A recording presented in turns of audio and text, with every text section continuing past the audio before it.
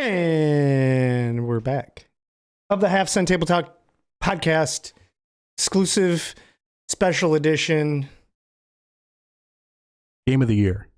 Christmas holiday.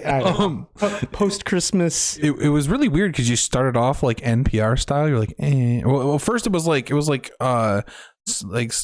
soccer announcer style, and then it slowly went into NPR. I'm like not trying to totally rip Bruce Buffer off with the. That's fair. It was kind of like soccer intro, but like if the dude was really tired. So, how was everyone's holiday? It was good. Yeah, it was good. Do you know what the highlight of mine is every year? It's not like Christmas gifts or anything like that. It's even though Amanda did kind of nail it in the Christmas gift department. It's always the food. Food is mo better usually on holidays. Better. I think that's an older you get thing. You know what's something that blew my mind? I saw one of my friends post that, and it was like 9 a.m. and her kids were still sleeping. Oh no. Lucky. Well, I'm just like thinking back to like when I was like for a significant time in my life, like I could not sleep when I was a kid. Right. You were too excited. No, I was way too excited. I would have to I would get up at like 4 a.m. and go out in the living room, look at all the presents, and then I'd like have to force myself to sleep. It was impossible. There's one Christmas I got up like at like 3 a.m. and unwrapped all my shit. Oh my god! Oh no! Oh, they all come out. They're like, "Thanks for that. Thanks for the Nintendo, Mom." I used to always find my mom's hiding places too, like pre-Christmas before she get them wrapped, and I would take shit out of the boxes. I was notorious for finding. You were a fucking naughty kid. I was notorious for finding her hiding spots and playing with the toys. It's like I was just too eager and like as a little kid, I just loved toys. I remember like Masters of the Universe and Transformers and G.I. Joe 1984. And one of them I found. She had bought me the Constructicons. How do you find the Constructicons and not pull them out of the box and assemble them? Remember they used to make Devastator? Mm-hmm. There's no way. That's fair. That's fair. Yeah. That's it was fair. impossible. I'm at the point in my life where I agree with your first statement is that I think the most exciting thing about the holidays now for me is the food. Because like my family's weird about it too. They're like, I went to my grandparents' house. We had spaghetti for Christmas. Mm-hmm. And then when we celebrated at my parents' house, I'm Italian and that sounds weird. Right. When we celebrated at my parents' house, we had tacos and fajitas. A complete 180. I think that's an age thing though. It's like you're less and less caught up with gift side of it. In fact, it starts to feel like a hassle. I don't know. Like who do I buy them for? Who do I not buy them for? What do they want? Especially my wife has what do I buy Amanda? Yeah, that's fair. You've seen the UPS packages come every day. Like another puppy is the answer. So what's up in other news? What kind of funny shit do you have? I feel like we've been on a funny click. So my Christmas was cool too. No worries. I found, actually, this isn't like necessarily like traditionally funny, but this is absolutely like one of the most wholesome things that I've ever read in my life. Uh-oh. And stick it to us. It's all about this man in Wisconsin who started volunteering at a local animal shelter. Okay. And pretty much what he does is, this man's 75 years old. So like he's probably not out like walking dogs and all that stuff, and he's like, just a kind-hearted guy that wants to do what he can. Yeah, exactly. What he feels comfortable with. Yeah. So this man shows up. His name is Terry Laurman, and he goes to his local animal shelter in Green Bay every single day and takes naps with the cats. Like that's like not that's like, his like specified thing is napping with that's cats. a volunteer thing, right? Yeah. Like Yeah, definitely. Yeah, he's an unpaid volunteer. So and here's the funny part. That's not even what he goes there to do. He goes there to like groom the cats, and then he just eventually dozes off. And he ends up taking like hour-long naps, and then he'll pick a different cat, start grooming him or her, and then fall asleep again. And just habitually take naps with cats. Sure he doesn't have a form of narcolepsy at all, or is he just a really old sleepy guy? No, can confirm. There's a threshold you hit age-wise where you just randomly take naps. Yeah. Man. Yeah, he just walks in, starts brushing cats. He sits on this big comfy couch, which is probably the problem. And then he just dozes off with these cats, and they just sleep with him. I'm sure it's like super relaxing to him too. Oh yeah, it has to be.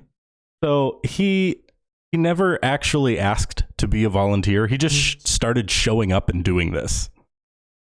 And then the other volunteers that work there were like, okay, listen, we're going to have you sign some volunteer paperwork. We should probably get this in writing before it escalates. Yeah. What are they worried that he's going to wake up dead? What's going on? One of the other volunteers gave some reporter a quote. He says, he sleeps for about an hour, then he'll wake up, switch cats, and then fall asleep again. Switch cats. All right, Bruce, that's enough for the napping. All right, where are you at, Mittens? The other thing, too, I'd like to point out is the cats are, they're co-signing on this. Oh, yeah, they're falling asleep. They have to be in love with the guy. Yeah, well, right. I mean, they're also they're napping with him. Yeah. So they're like, yeah, man, let's do this. There's just like 100 cats walking around. It's just like, oh, Grandpa's here. It's time for a nap. Who's up first? Mittens, you didn't get a shot last time. You go first. Some of the other workers at the shelter have like made comments about it and all that stuff, and things like, we're so lucky to have a human like Terry. Terry just came along one day and introduced himself. He said he liked to brush cats, and then it became an everyday thing. He brushes all the cats. What a and reverse, Terry. he can tell you every one of the cat's likes and dislikes. Give Mittens some yawn. He loves yawn, but don't give him a yo-yo. I gotta admit, like, we have 2 cats now, and I like our first cat. Both are rescues. I really like our first cat, but our second cat we got is a kitten, and we just developed a different kind of bond than the other. The other cat's more like kind of a. I mean, they're both still cats at the end of the day, so they kind of do whatever they want. But the first cat's more like he comes around, demands attention, then he'll leave or whatever. The other cat we've had since he was a kitten, and he's grown more of a mom and dad type of like dynamic with us, where like this morning, right when I was getting up,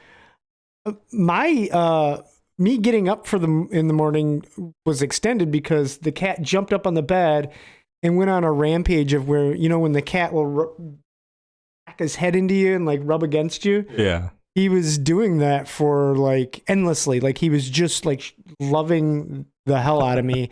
And how do you get up when the cat's doing that? Like, and I wasn't, I didn't used to be a cat person until the second cat really just made me like, all right, I'm going to own it. Earned you. Yeah, I'm a cat person now because I really love on the cat too. Like Amanda, when she gets home, she searches out like where the cat's at. So she love on it. Yeah.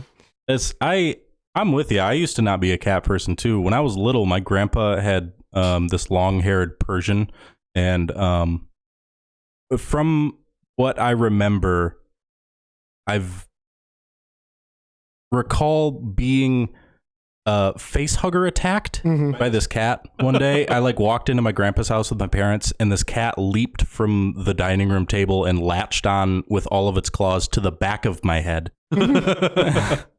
And then like I like swore off cats. It was like a bad habit. Do you know how you can tell someone's a cat person? They have cats? No, the hair on all over their clothes. The tail. Oh. Shane got it. Good to be back, guys. Damn it. So this story kind of ends with like a really like kind-hearted gesture.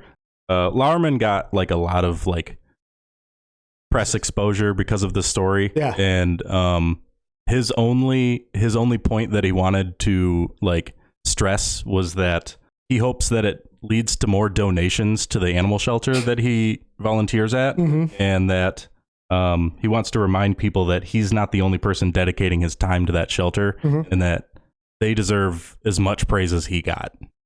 That's awesome. Yeah, it really is. To kind of join Tony and his dad jokes, I'm surprised all the press is so positive, him being a catnapper.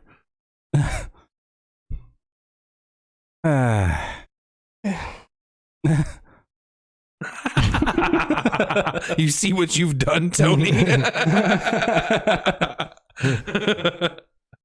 No, I have a problem seeing what I've done. I have cataracts. Oh God. Well, that's my my feel good. That's my feel good topic. That's my feel good incorporated. Yeah. I could really use a catnap now too. This is getting old, man. That was a good story. And if we have a link to donate to them, if you have one in the article, maybe we leave it in the in the description. Yeah. That'd be pretty cool. That sounds good. If there is one, I will find it. Yeah, he will find it. Heck yeah. Awesome. So thanks for that story, Ginge. I dig it. And you're welcome. Yeah, guys, we're gonna wrap this up now, and we will see you guys in the next video. Okay, bye. My Christmas was good too, by the way.